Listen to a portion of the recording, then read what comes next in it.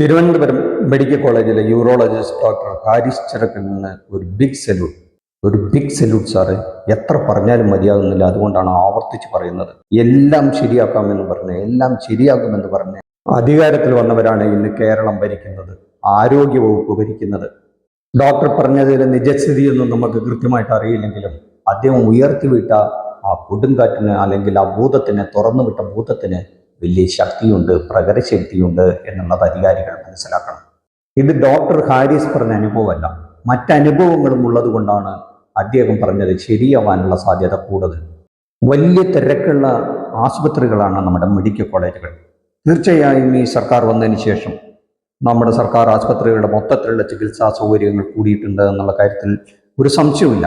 പ്രത്യേകിച്ചും പിണറായി സർക്കാരിൻ്റെ ആദ്യത്തെ 5 വർഷം ശ്രീമതി ടീച്ചറുടെ കാലഘട്ടത്തിൽ വലിയ മുന്നേറ്റം നടത്തുകയുണ്ടായി.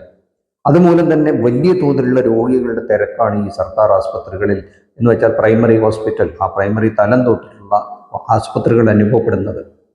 അതല്ലെങ്കിൽ വലിയ ചെലവുള്ള സ്വകാര്യ ആശുപത്രികളെ ആശ്രയിക്കേണ്ടി വരും ഈ രോഗികളിൽ പലർക്കും എന്നുള്ള കാര്യത്തിൽ തർക്കമൊന്നുമില്ല.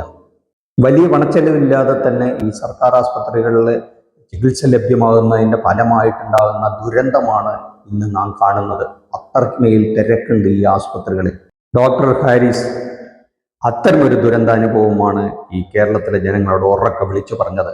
സർജറി ചെയ്യാനുള്ള ഉപകരണങ്ങൾ പോലും ഇല്ലാതെയാണ് തിരുവനന്തപുരം മെഡിക്കൽ കോളേജ് പോലുള്ള ഒരു പ്രശസ്ത സ്ഥാപനം പ്രവർത്തിക്കുന്നത് എന്നത് വല്ലാത്തൊരു നാണക്കേടുള്ള അവസ്ഥയാണ്. കഴിവുകെട്ട ഒരു ഭരണാധികാരിയുള്ളതിൻ്റെ വ്യക്തമായ തെളിവിന് ഇതിൽ പരം എന്തു വേണം? ഇതിപ്പോൾ ഡോക്ടർ പറയുമ്പോൾ മാത്രമല്ല കേട്ടോ. എൻ്റെ ഒരു സുഹൃത്ത് കഴിഞ്ഞ മാസം പങ്കുവച്ചൊരു കാര്യമുണ്ട്, അത് നിങ്ങളോട് പറയാം. സാമ്പത്തികമായി വളരെ മോശം ചുറ്റുപാടുള്ള ഒരു കുടുംബമാണ്. അദ്ദേഹത്തിൻ്റെ അച്ഛന് യൂറിനറി ബ്ലാഡറുമായി ബന്ധപ്പെട്ട ഒരു അസുഖം വന്നു. കേരളത്തിലെ ഇതുപോലെ മറ്റൊരു മെഡിക്കൽ കോളേജിൽ ഒരു യൂറോളജിസ്റ്റിനെ കാണിക്കുന്നു. ഡോക്ടർ പരിശോധിച്ച് ഒരു സർജറി വേണ്ടി വരുമെന്ന് പറയുന്നു, അതിനൊരു സ്കാനിങ് എടുക്കണമെന്നും പറയുന്നു.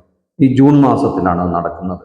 സ്കാൻ ചെയ്യാൻ ആ സ്കാനിങ് അവിടുത്തെ ഡിപ്പാർട്ട്മെൻറ്റിൽ ചെന്നപ്പോൾ ഓഗസ്റ്റ് മാസത്തിലെ ഒരു ഡേറ്റാണ് അവരെ കൊടുത്തത്. അച്ഛൻ വേദന കൊണ്ട് പുളയുകയാണ്. എന്ത് ചെയ്യാൻ പറ്റും? ഓഗസ്റ്റ് വരെ കാത്തു നിന്നിട്ട് സ്കാനിങ് എടുത്ത് സർജറി ചെയ്താൽ മതിയോ? പറ്റില്ല. അദ്ദേഹത്തിൻ്റെ അച്ഛൻ വേദന കൊണ്ട് പുളയുമ്പോൾ മറ്റൊരു മാർഗമില്ലാതെ അടുത്തുള്ള ഒരു സ്വകാര്യ ആശുപത്രിയിൽ കൊണ്ടുപോയി അവർ ഒരു ദിവസം കൊണ്ട് തന്നെ എല്ലാ ടെസ്റ്റുകളും സ്കാനിങ്ങും എല്ലാം നടത്തി, ഓപ്പറേഷനും നടത്തി 1 ലക്ഷം രൂപയുടെ ബില്ലും കഴിഞ്ഞു കൊടുത്തു. മറ്റൊരു മാർഗവും അയാളുടെ മുന്നിലുണ്ടായിരുന്നില്ല. കടം വാങ്ങി ആ സർജറി നടത്തേണ്ടി വന്നു. എൻ്റെ ഈ സുഹൃത്ത് സ്വന്തം അനുഭവം പറഞ്ഞതിലൂടെ ഈ ഡോക്ടർ ഹാരിസ് പറഞ്ഞതിൻ്റെ എല്ലാ പൊരുളും അടങ്ങിയിട്ടുണ്ട് എന്ന് വ്യക്തം. ഈ ഉപകരണങ്ങളുടെയും ക്ഷാമം വെറുതെ ഉണ്ടാക്കുന്നതാണ്. ബ്യൂറോക്രസിയും ഭരണവർഗവും ഒത്തുചേർന്ന് വലിയ മുതലാളിമാർക്ക്, ലാഭക്കൊതിയന്മാർക്ക് സൗകര്യമുണ്ടാക്കുകയാണ് ഇതിൻ്റെ പുറകിലെ ലക്ഷ്യം. പാവം ഡോക്ടർ ഹാരിസിന് അതെല്ലാം തുറന്നു പറയാൻ ബുദ്ധിമുട്ടുണ്ടാകുമല്ലോ. ഈ പറഞ്ഞതിന് തന്നെ ഡിപ്പാർട്ട്മെൻ്റ് നടപടികൾക്ക് വിധേയനാകേണ്ടി വരും. സർവീസ് ചട്ടങ്ങൾ ലംഘിച്ചും ഫേസ്ബുക്കിൽ പോസ്റ്റ് ഇട്ടതിനും മാധ്യമങ്ങളോട് സംസാരിച്ചതിനും വലിയ വില കൊടുക്കേണ്ടി വരും. കാരണം അധികാരികൾ ശക്തന്മാരാണ്. ഇയാൾ ദുർബലനായിരിക്കും, മറ്റേയാൾ പോരാട്ടം. ഒരുപക്ഷെ സംഘടനയൊക്കെ കൂടെ നിന്നിരിക്കും. ശ്രീമതി ടീച്ചറുടെ കാലഘട്ടത്തിൽ ഈ ഡോക്ടർ ഹാരിസ് വിദേശത്തെങ്ങാനോ ജോലി ചെയ്യുകയായിരുന്നു. അത്ര 5 ലക്ഷം രൂപ മാസശമ്പളത്തിന്. ആ കാലഘട്ടത്തിലാണ് പഴയ ഡോക്ടർമാരോടെല്ലാം തിരിച്ചു വരാൻ റിക്വസ്റ്റ് ചെയ്യുന്നത്. അപ്പോൾ അതനുസരിച്ച് ഈ ഡോക്ടർ തിരിച്ചു വന്നു, മറ്റൊരു മെഡിക്കൽ കോളേജിൽ ജോയിൻ ചെയ്യുന്നു. 30,000 രൂപ ശമ്പളത്തിനാണ് ജോയിൻ ചെയ്തതെന്നാണ് അദ്ദേഹം ഒരു മാധ്യമത്തിനോട് പറയുന്നത്. 5 ലക്ഷം രൂപ വാങ്ങിയിരുന്ന ഒരാൾ ഇവിടെ 30,000 രൂപ വാങ്ങി സർക്കാർ സർവീസിൽ ചേർത്തെങ്കിൽ ആ മനുഷ്യൻ്റെ ആത്മാർത്ഥതയെ നമ്മൾ ചോദ്യം ചെയ്യേണ്ടതില്ല.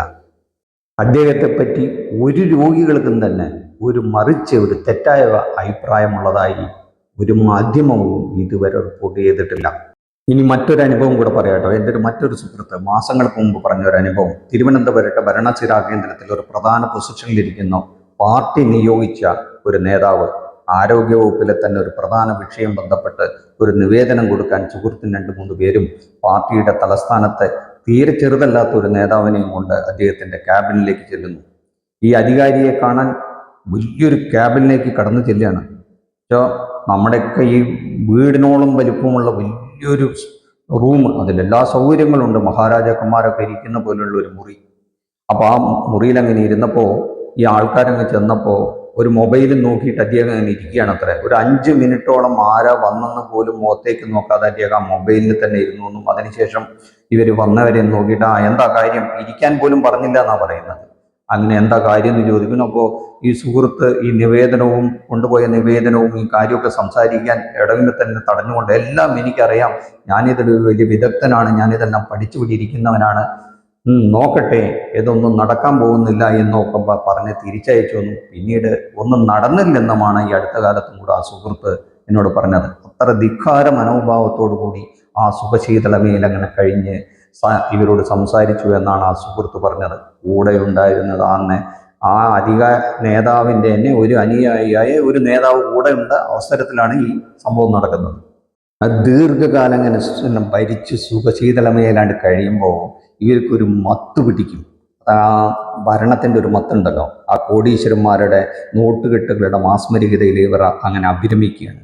അതിനാൽ പാവങ്ങളുടെ സർക്കാർ ആസ്പത്രിയിൽ എന്തെങ്കിലും സ്കാൻ ഉപകരണങ്ങളുണ്ടോ, അവിടെ എന്തെങ്കിലും ഉപകരണങ്ങൾക്ക് എന്തെങ്കിലും കുറവുണ്ടോ എന്നൊന്നും അവർക്ക് നോക്കാൻ സമയമില്ല.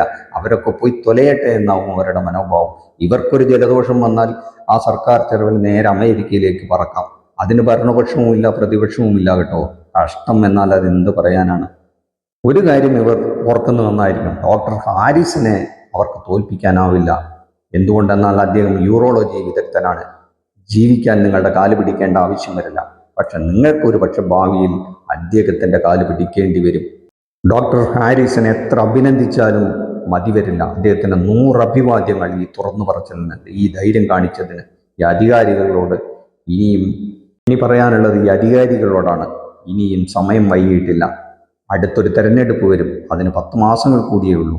തിരുത്താനും എല്ലാം ശരിയാക്കാനും ഒരിക്കൽ കൂടി തുടരാനും ഇനിയും സമയമുണ്ട്. അതിന് പാവങ്ങളുടെയും ഇടത്തരക്കാരുടെയും ആവശ്യങ്ങൾക്ക് നിങ്ങൾ ചെവി കൊടുക്കണം. പണക്കുതിയന്മാരുടെ സ്വീകരണ മുറിയിൽ നിന്ന് നിങ്ങൾ പുറത്തേക്കിറങ്ങണം. പാവപ്പെട്ടവരെയും ഇടത്തരക്കാരെയും ഇവിടുത്തെ സാധാരണക്കാരെയും ചേർത്ത് പിടിക്കണം. ഇത് കേട്ടുകൊണ്ടിരിക്കുന്ന പ്രേക്ഷകർക്ക് എന്താണ് അഭിപ്രായം എന്ന് കമൻറ്റ് ബോക്സിൽ കുറിക്കുക. നന്ദി, നമസ്കാരം.